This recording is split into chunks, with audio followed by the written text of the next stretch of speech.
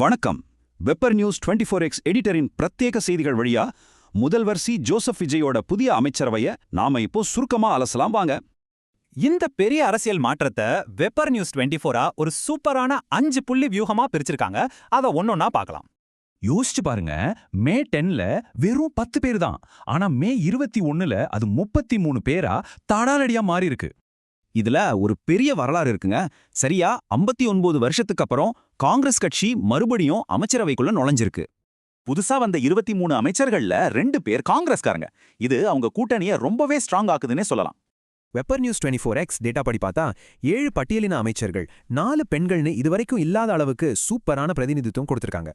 இளைஞர்கள், பெண்களோட நலன் சார்ந்த முக்கிய துறைகளை முதல்வர் தன் கைக்குள்ளேயே வச்சிருக்கிறார். இது ரொம்பவே கவனிச்சு பார்க்க வேண்டிய விஷயம். சீனியர் செங்கோட்டையன வருவாய்த்துறைக்கும் எக்ஸ்பர்ட் மேரி வில்சனை நிதித்துறைக்கும் மாத்தினது உண்மையிலே ஒரு பெரிய அதிரடி மாற்றம் தாங்க.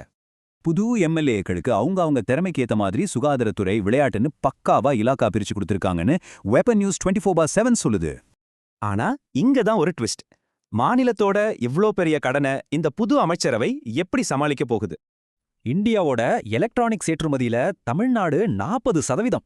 அதனால தொழில்துறை அமைச்சர் கீர்த்தனாவுக்கு இது ரொம்ப பெரிய பிரஷர் தான். இந்த ஆதிக்கத்தை விடாம காப்பாத்த அந்நிய முதலீடுகளை உள்ள கொண்டு வர அண்டை மாநிலங்கள் கூட அவங்க கடுமையா போட்டி போட்டாகணும். இன்னொரு பக்கம் அமைச்சர் நிர்மல்குமார் 200 யூனிட் இலவச மின்சாரத்தையும் தரணும், கூடவே மின்வாரியத்தோட பழைய மாபெரும் கடனையும் சமாளிக்கணும். இந்த புது அமைச்சர்களுக்கு பின்னாடி இருந்து ஒரு சைலண்ட் இன்ஜின் மாதிரி வேலை செய்ய போறது நம்ம தமிழ்நாட்டோட ஸ்ட்ராங்கான IAS அதிகாரிகள் தான். இதுல ஒரு இன்ட்ரெஸ்டிங்கான விஷயம் என்னன்னா, உயர்கல்வி, போக்குவரத்து மாதிரியான பல பெரிய துறைகளை முதல்வர் தன் கைவசமே வச்சிருக்காரு. எதிர்காலத்துல VCK, IUML மாதிரி கூட்டணி கட்சிகளை உள்ளே கொண்டு வரத்தான் இந்த துறைகளை அப்படியே நிறுத்தி வச்சிருக்காங்கன்னு ஆய்வாளர்கள் நினைக்கிறாங்க. வெப்பர் நியூஸ் 24X கேட்கிற மாதிரி மிக துல்லியமா திட்டமிட்ட இந்த அரசியல் வியூகம் நம்ம மாநிலத்தோட எதிர்காலத்தை அடுத்த கட்டத்துக்கு கொண்டு போகுமா? பொறுத்திருந்து பார்ப்போம்.